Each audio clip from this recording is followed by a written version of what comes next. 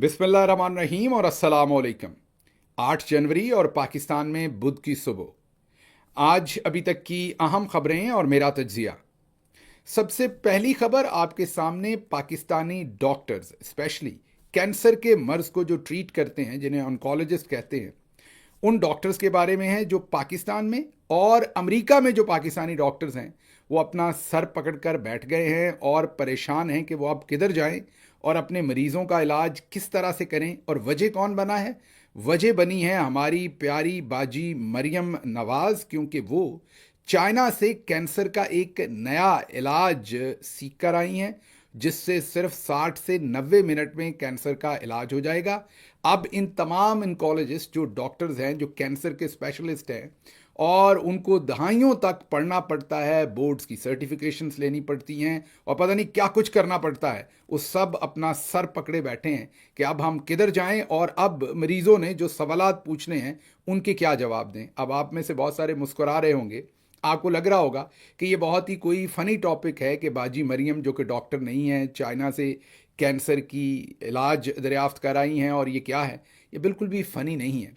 पाकिस्तान में पहले ही ज़ईफ़ुल एतकादी बहुत है और बाजी मरियम ने अब ये ऐलान कर दिया है कि कैंसर के मर्ज का इलाज 60 से 90 मिनट में हो सकता है, और चाइना से वो ये टेक्नोलॉजी ला रही हैं। तो आप ज़रा एक मिनट के लिए सोचिए कि उनका ये बयान कितने लोगों के लिए जानलेवा साबित होगा, जो अब उनका बयान सुनने के बाद डॉक्टर्स के काबू नहीं आएंगे और कीमोथेरेपी से इनकार करेंगे या इस ऑप्शन के लिए जाएंगे ही नहीं। इस पर तफसीली बात करता हूं। एक तो ये वाली साइड है, दूसरा आप में से बहुत सारे लोगों को मुझ पर शदीद गुस्सा आता है जब मैं मरियम नवाज साहबा को बाजी मरियम कहता हूं। आप सब ने वो वक्त नहीं गुजारा जो मैंने पाकिस्तान में 4 से 5 साल गुजारा हुकूमत में, और वहाँ पर मैंने एक अजीब तरीका देखा। मर्द हों या औरतें हों, उनमें जो तादाद है करप्ट होने की, डिसऑनेस्ट होने की, वो इक्वल है। ना मर्दों में कम है ना औरतों में कम है। लेकिन ख़वातीन जो कि पॉलिटिक्स में हैं, ख़वातीन जो कि मीडिया में हैं, उनमें भी जैसे मर्दों में करप्शन की एक परसेंटेज है वैसे ही औरतों में भी है। लेकिन फ़र्क यह है कि मर्द आपके खिलाफ औरत कार्ड नहीं खेलते। औरतें जब कोई बड़े ही भले आपके ऊपर गलीज़ हमला करें, जैसे आसमा शराजी साहबा ने बीबीसी उर्दू के अंदर बुशरा बीबी के ऊपर एक बहुत ही गलीज़ इल्ज़ामात का आर्टिकल लिखा, लेकिन जब आप उन्हें जवाब देंगे तो वो आपके ऊपर औरत कार्ड खेलेंगे। यही वजह है कि जब मैं बाजी मरियम नवाज का जिक्र करता हूं तो हमेशा बाजी लगाता हूं। ये मेरी इंश्योरेंस पॉलिसी कह लें, ये मेरी प्रोटेक्शन कह लें, ये मेरा आर्मर कह लें। आप में से बहुत सारे कमेंट्स में मुझ पर तनकीद भी करते हैं, आपको गुस्सा भी आता है, बुरा भी लगता है, लेकिन मैं आपकी परेशानी भी समझ सकता हूं। लेकिन मैं इन सब लोगों को अंदर और बाहर से देख चुका हूं। फिर पार्टीज़ के अंदर भी बहुत सारे लोग हैं, हमारी पार्टी में भी, दूसरे भी, जो हमेशा, आपको पता है, गुड कॉप बैड कॉप, तो गुड कॉप बनने के लिए वो भी इन्हीं की बैंड वैगन को ज्वाइन कर लेते हैं और उस टाइम कहते हैं हाँ ख़वातीन के ऊपर तनकीद नहीं करनी चाहिए। हाँ, ख़वातीन बेशक करप्शन करें, मेरे ख्याल में करप्शन मर्द करे या खातून करे, तनकीद करनी चाहिए। हाँ, औरत के जिस्म पर, उसके उसकी उसकी एक्सप्रेशन पर, औरत होने की वजह से कोई तनकीद नहीं होनी चाहिए। लेकिन अगर उसका पब्लिक कंडक्ट जो है वो पब्लिक के नुकसान में है तो फिर वो औरत हो या मर्द हो, तहजीब के अंदर रहते हुए उसके ऊपर बिल्कुल ज़रूर जो है वो तनकीद होनी चाहिए। जैसे मैंने पिछले व्लॉग में आपको दिखाया कि जब अमेरिका के अंदर जो अमेरिका के सदर बाइडन, उनकी बेगम साहबा और जो अमेरिकी नायब सदर थी, उनके हस्बैंड, दोनों मिले और एक भोसे का वो पूरी की पूरी वीडियो या पिक्चर बाहर आई, तो पूरे अमेरिका के अखबारात ने भी लिखा और लोगों ने तनकीद भी की। वहाँ किसी ने औरत कार्ड नहीं खेला, किसी ने औरत कार्ड के पीछे जाना पसंद नहीं किया। लेकिन क्योंकि यहाँ पर यह काम किया जाता है, इसलिए मैं आज आपको लंबी एक्सप्लेनेशन दी है कि क्यों बाजी का लफ्ज़ जो है वो मजबूरन इस्तेमाल करना पड़ता है, ताकि कोई ऐसा हमला जो है वो हमारे ऊपर ना किया जा सके। मैं वैसे भी उनका एहतराम करता हूँ, ये नहीं, लेकिन मैं खुसूसन बाजी साथ इसलिए लगाता हूँ कि बात जो उनके पब्लिक कंडक्ट पे हो रही है वहीं रहे, वहाँ से निकाल के कहीं पर्सनल इंसल्ट और उस तरफ ले जाकर औरत कार्ड में वापस हम पर हमला ना किया जाए, क्योंकि मैं ऐसे बहुत सारे हमले जो हैं वो 4-5 साल लगातार भुगतता रहा हूं। मेरे पास एक तरीका होता है कि ये जो भी करें, क्योंकि अब इन्होंने एक नया काम किया है, जर्नलिज्म हो या सियासत हो, उसमें जहां जहां इन्होंने उल्टे काम करने हैं वहां बहुत सारी खवातीन को इंट्रोड्यूस करा दिया है। जैसे बाजी मरियम पंजाब गवर्नमेंट में लेके आई हैं। अब मेरे पास करप्शन की होशरबाज स्टोरीज हैं, और मरियम औरंगजेब साहब जो है उनसे रिलेटेड इत्तलात आ रही हैं कि वो दबाकर बहुत सारी ऐसी हरकतें कर रही हैं जिससे जो पंजाब की आवाम है उनका पैसा ज़ाया हो रहा है। अब अगर आप वो स्टोरी करेंगे तो फिर औरत कार्ड खेला जाएगा, कहा जाएगा कि औरत को निशाना बना रहे हैं। नहीं करेंगे, खामोश रहेंगे, तो ये बड़ी ही अच्छा तरीका वारदात है कि औरतों को सामने रख के पैसा भी बनाओ और तमाम बुरे काम करो, भले लोगों के कत्ल करो, भले लोगों की लाशों के जो है वो मजाक उड़ाओ, लेकिन सामने औरत को रखो ताकि कोई तनकीद ना करे, और अगर करे तो आप औरत कार्ड खेल सकें। बहरहाल वापस आते हैं ये, क्योंकि बहुत ही अहम इशू है ये जो बाजी मरियम ने चाइना से सीखा है, और मेरी जितने भी डॉक्टर्स के साथ बात हुई है वो शदीद परेशान हुए हैं सारी बात के ऊपर कि इसमें से जाएं तो किस तरफ जाएं। ये पहले बाजी मरियम का 50 सेकंड्स का ये क्लिप है, ये ज़रूर सुनिए पूरा, इसको दरमियान में बंद ना कीजिएगा या इसे आगे फॉरवर्ड ना कीजिएगा, इसे ज़रूर सुनिए, क्योंकि आगे जो मैं आपको बताने जा रहा हूं वो सब कुछ बहुत अहम है। सुनिए। दुनिया में बदल गया है इलाज आजकल। मैं अभी चाइना में गई हुई थी, कैंसर का उन्होंने इलाज निकाला है। वो लिक्विड नाइट्रोजन से ट्यूमर को फ्रीज कर देते हैं, और अगर आपका कोई जो कैंसर की कोई ऐसी किस्म है जिसमें ट्यूमर है, तो मैंने देखा कि वो कहते हैं कि 60 मिनट्स में या 90 मिनट्स में द पेशेंट वॉक्स इन, उसको मिनिमल उसके साथ वो इंटरवेंशन के साथ वो उसके ट्यूमर को फ्रीज करते हैं और उसका इलाज हो जाता है। तो मैंने उनसे पूछा कि क्या इसके रिजल्ट्स जो हैं वो कन्वेंशनल सर्जरी से कितने मुख्तलिफ हैं। उन्होंने कहा कि इसका सक्सेस रेट जो है वो उतना ही है जितना एक कन्वेंशनल सर्जरी का है, जिसमें आपको ऑपरेट करके वो आपके ट्यूमर को रिमूव करते हैं। अब आपने सुन लिया, एक तो मेरी बाजी इस उम्र में स्टडी टूर पे गई हुई थी, पहली बात ये देख लीजिए। लेकिन चलें सीरियस बात की तरफ आते हैं जो ज़्यादा सीरियस है। बाजी ने कहा कि चाइना ने नया तरीका जो लिक्विड नाइट्रोजन है, जिसे क्रायोथेरेपी कहते हैं, वो नया तरीका जो है वो चाइना ने सीख लिया है या ईजाद कर लिया है, और अब मैं वहाँ से वो सीख के आई हूँ, और अब पाकिस्तान लाएंगे वो टेक्नोलॉजी, और 60 से 90 मिनट में लोगों के कैंसर का इलाज कर देंगे। अब आपके सामने मैं ये जो क्रायोथेरेपी है या जिसे कोल्ड थेरेपी कहते हैं, इसकी कुछ तारीख रखता हूँ, और फिर आपको समझ आएगा कि एक तो हम पढ़े लिखे नहीं हैं, ऊपर से हम कोशिश नहीं करते कि तालीम की कमी जो है वो अब इतना सीरियस इशू बन गया है कि वो पंजाब के लोगों की जाने लेगी। लेकिन इनको किसने पूछना है? बकौल शहजाद अकबर साहब के चौधरी निज़ामुद्दीन साहब समझते हैं कि ये तकरीर भी बहुत अच्छी करती हैं और अपने आप को कैरी भी बहुत अच्छा करती हैं। अब पता नहीं ये बात दोबारा से कहना औरत के ऊपर हमला ना कहीं हो जाए, तो इसलिए मैं आगे और पीछे दोनों तरफ बहन या बाजी का वर्ड ऐड कर देता हूँ ताकि मामलात जो हैं वो महफूज रहें। तो अब एक तो ये जो इन्होंने फरमाया कि चाइना से ये सीख के आई हैं, तो आपके सामने तारीख रख दूं कि जो एंशंट सिविलाइजेशन है, ज़माना कदीम, मीन हज़रत ईसा अलैहिस्सलाम से भी 2500 साल पहले, 2500 साल पहले, हज़रत ईसा अलैहिस्सलाम के आने से भी पहले, आम लोगों के लिए कि ये जो कैलेंडर हम फॉलो करते हैं, इससे भी 2500 साल पहले, मतलब कि अब से तकरीबन कोई 4-4.5 साल पहले रोमन, ग्रीक और इजिप्शियंस जो थे वो ये क्रायोथेरेपी की टेक्निक जो थी वो इस्तेमाल करते थे। इससे वो क्या इलाज करते थे? वो इंजरीज का इलाज करते थे, पेन का इलाज करते थे, और इन्फ्लेमेशन का, सूजन का इलाज करते थे। उसके बाद जो मॉडर्न एरा है 1800 से 1900 के दरमियान में, 1850 में डॉक्टर जेम्स इंग्लिश फिजिशियन थे जिन्होंने ये टेक्निक, कोल्ड टेम्परेचर की टेक्निक सबसे पहले कैंसर का ट्रीटमेंट करने के लिए इस्तेमाल की। उसके बाद 1800 की जो सदी थी, इसी में लेटर आफ्टर 1850, 1850 के बाद इसको ट्रीट करना शुरू किया। इसी से हेडेक, सरदर्द, बुखार, स्किन की कंडीशंस, जैसे आपको वो वॉट्स निकल आते हैं, उर्फे आम में उन्हें मोके कह देते हैं, उनको भी इसी टेक्निक से आपके जिस्म से उतारा जाता है। और ये पिछले 200-250 साल से, वैसे तो 4,500 साल से ये चल रहा है, लेकिन 200-250 साल से ये बहुत ही एग्रेसिवली इनको इस्तेमाल किया जाता है इस टेक्निक को। फिर जो बिल्कुल मोस्ट मॉडर्न एरा है, मतलब कि 1970 में जापानीज एक जो डॉक्टर थे और आर्थराइटिस वगैरह का इलाज करते थे, उन्होंने 1970 में होल बॉडी, पूरी बॉडी की क्रायोथेरेपी जो थी उसको करना शुरू किया। फिर 1980 की जो दहाई थी उसमें पूरे यूरोप में ये क्रायोथेरेपी जो है वो बहुत आम हुई। फिर 1990 में क्रायोथेरेपी जो है वो स्पोर्ट्स मेडिसिन में भी इस्तेमाल होना शुरू हुई, और स्पोर्ट्स की जो इंजरीज और उनकी रिकवरी के लिए। और अभी जो कंटेम्प्रेरी एरा है, मीन 2000 से लेके अभी 2024, ये जो पिछले 25 साल हैं, इसमें अमेरिका में भी बाकायदा इसको इस्तेमाल किया जाता है। और 2011 में तो पूरे जिस्म की क्रायोथेरेपी करने के लिए एक चैम्बर जो है वो पहली दफ़ा FDA ने अप्रूव किया, जो ड्रग अथॉरिटी है अमेरिका के अंदर।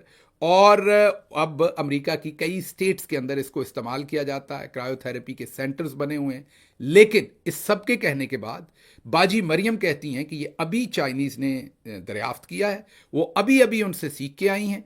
और मेरे पूरे स्टडी टूर का अगर कोई एक टेक अवे है, नालायकी का लेवल चेक कीजिए, अगर कोई एक टेक अवे है तो वो ये है कि कैंसर का इससे इलाज हो जाता है। मेरे बहुत ही करीबी कुछ दोस्त हैं जो ऑन्कोलॉजिस्ट हैं, उनसे जब बात हुई तो उन्होंने कहा कि ये बहुत ही अहमकाना स्टेटमेंट है और ख़तरनाक स्टेटमेंट है। उसकी वजह यह है कि पाकिस्तान के अंदर, जैसे मैंने आपको कहा, कि ज़ईफ़ुल एतकादी इतनी है कि कोई कुछ भी कहता है उसको मान लिया जाता है। मेरा एक बहुत ही करीबी शख्स जो कि ज़्यादा पढ़ा लिखा नहीं है, उसको पिछले दिनों एक वकील साहबा जो कि UAE से तशरीफ़ लाई, उन्होंने कहा ये मैं एक वैक्सीन लेके आई हूँ, ये एक मेरी अम्मा के लिए है और एक आपके लिए है, और इस वैक्सीन को लगाने के बाद आपको इंसुलिन लेने की ज़रूरत नहीं है। मैंने जैसे आपको कहा कि हमारे यहाँ लोग हमेशा शॉर्टकट ढूंढते हैं, ज़ईफ़ुल एतकादी भी है, डॉक्टर की बात कम सुनते हैं, हम सारे खुद ही डॉक्टर हैं। जैसे हमारी बाजी मरियम बगैर पढ़े ही डॉक्टर हैं, अब कैंसर के ऊपर, उसकी तशख़ीस और इलाज के ऊपर माहिराना किस्म की राय भी दे रही हैं। तो वो जो साहब थे मेरे जानने वाले, उन्होंने इंसुलिन लगानी बंद कर दी, और वो वैक्सीन नमा जो चीज़ उन्होंने दी थी अपनी तरफ से, तो उन्होंने भी गुड फेथ में दी होगी, क्योंकि वो भी तो डॉक्टर ही होंगी अपने आप में, भले वो वकील हैं, लेकिन जैसे हर पाकिस्तानी के अंदर एक डॉक्टर होता है तो वो भी डॉक्टर होंगी।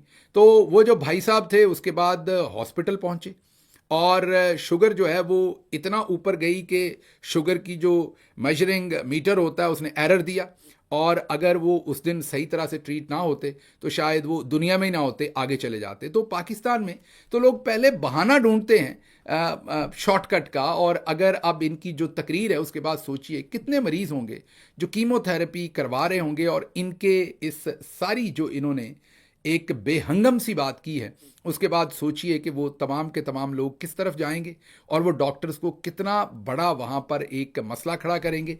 अब से चंद हफ्ते पहले, 2 से 3 हफ्ते पहले, इनके एक बहुत ही लाडले साहब हैं जिनको इन्होंने एंकर रखा है PTV के अंदर, गालिबन 12 लाख रुपए तनख्वाह दी जा रही। जब अभी ये चाइना में थी तो उनकी इनसे बातचीत हुई होगी, इन्होंने तो आज बताया है ये शाखसाना अपना क्रायोथेरेपी के बारे में, लिक्विड नाइट्रोजन के बारे में जो फरमा रही थी, उनको इन्होंने तभी बता दिया था, और उन्होंने टेलीविजन पर बैठ के ये कह दिया था कि कीमोथेरेपी की अब ज़रूरत नहीं होगी। असल में शौकत खानम हॉस्पिटल के ऊपर इनडायरेक्टली अटैक कर रहे थे और कह रहे थे कि कीमोथेरेपी तो एक फ्रॉड है और उससे बहुत सारा पैसा ज़ाया होता है, और अब कीमोथेरेपी बंद हो जाएगी।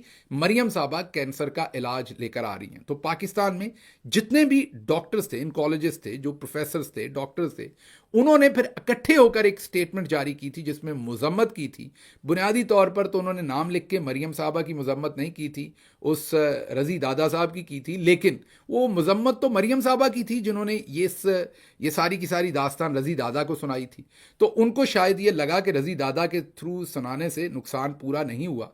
पाकिस्तान के सारे डॉक्टर चीख उठे थे कि ये आप लोगों की ज़िंदगियों से किस तरह खेल सकते हैं, कैंसर इतना ख़तरनाक मर्ज़ है, और इसमें कुछ कैंसर्स के इब्तदाई ऐसी बहुत ही मामूली स्टेजेस हो सकती हैं जिसको पार्शली आप लिक्विड नाइट्रोजन से किसी ना किसी तरह जिन डॉक्टर से मेरी बात हुई, कुछ ना कुछ उसका हिस्सा आप ट्रीट कर सकते हैं। लेकिन फैला हुआ जो कैंसर है उसमें ये ट्रीटमेंट बिल्कुल काम नहीं आ सकता। अब गांव में बैठा जो आम शख्स है उसको कैसे समझाएंगे कि कीमोथेरेपी करवानी पड़ेगी? वो तो कहेगा कि चीफ मिनिस्टर ने कहा है, आप मेरी क्यों कीमोथेरेपी कर रहे हैं, आप मुझे 60 मिनट में ठीक क्यों नहीं करते? और पाकिस्तान में तो आपको पता है कि आधे से ज़्यादा लोग ये बिलीव करते हैं।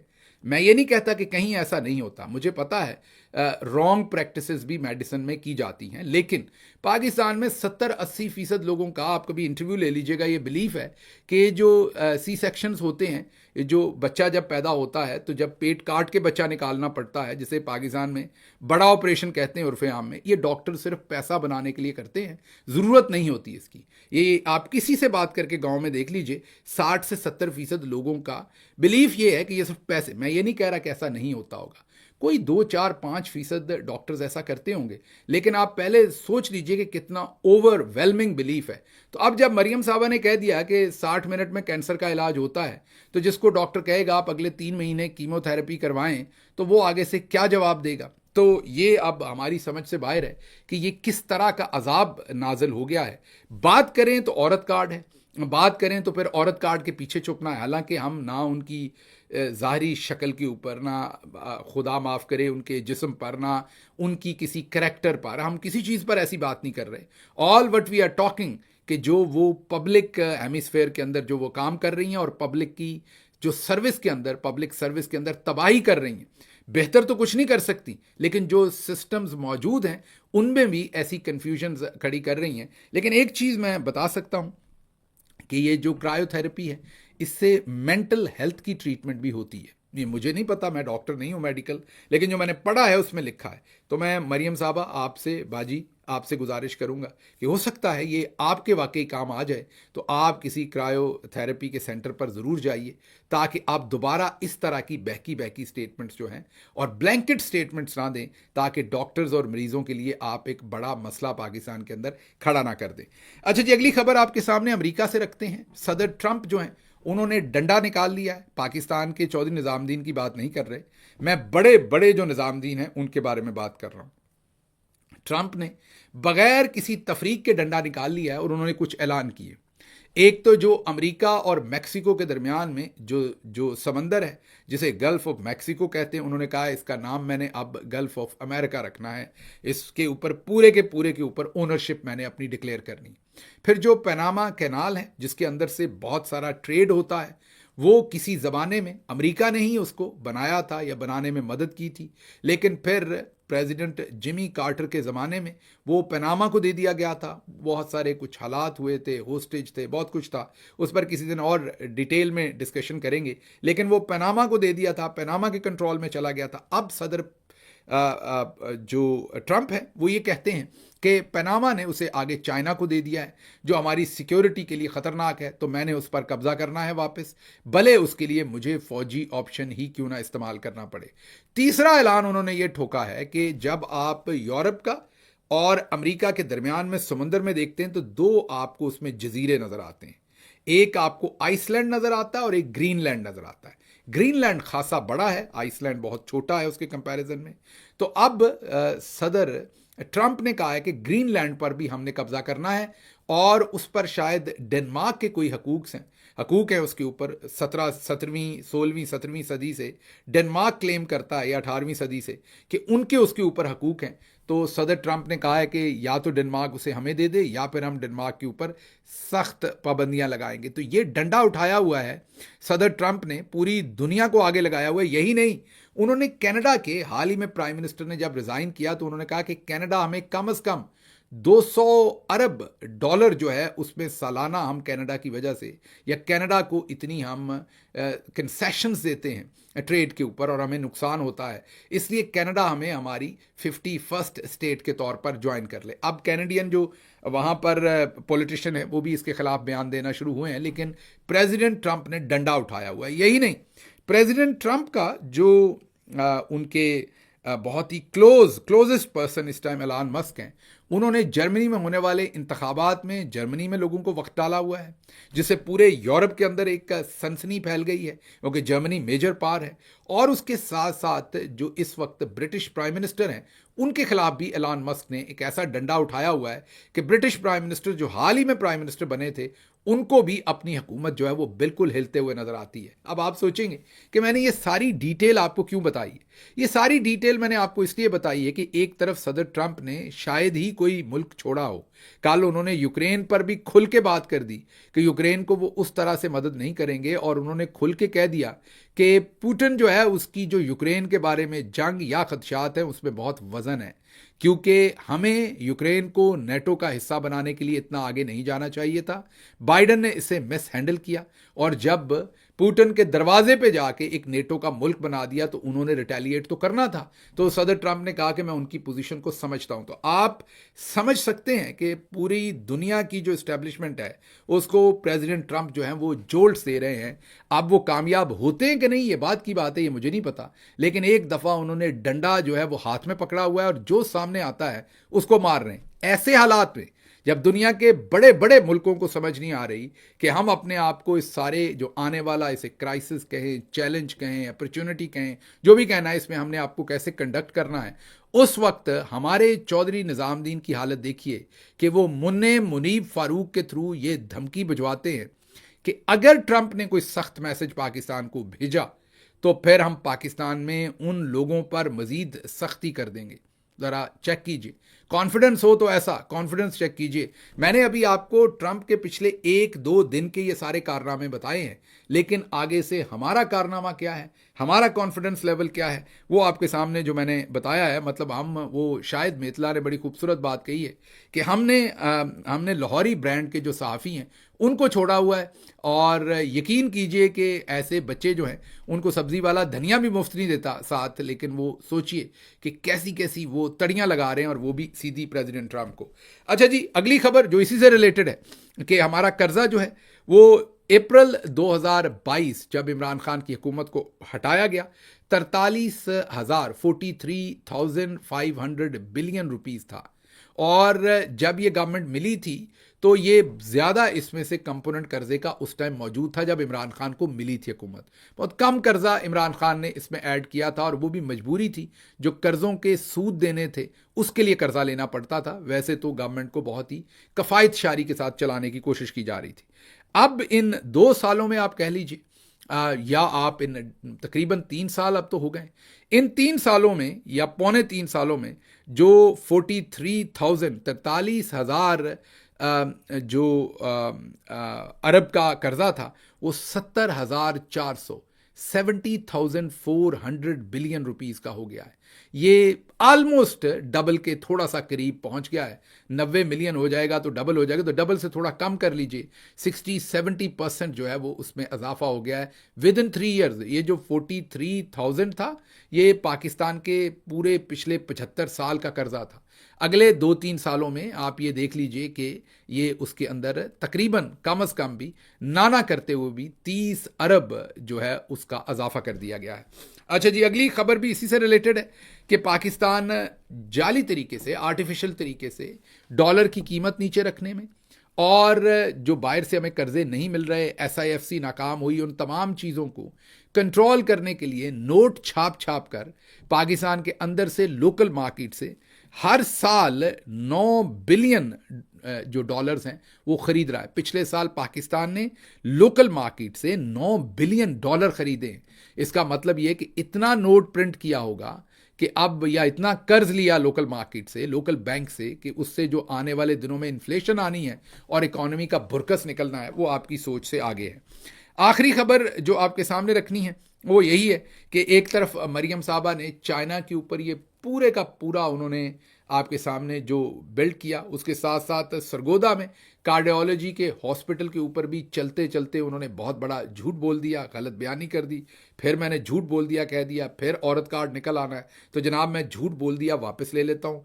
प्यारी मोहतरम बाजी मरियम साहबा के मुंह से गलत बयानी हो गई।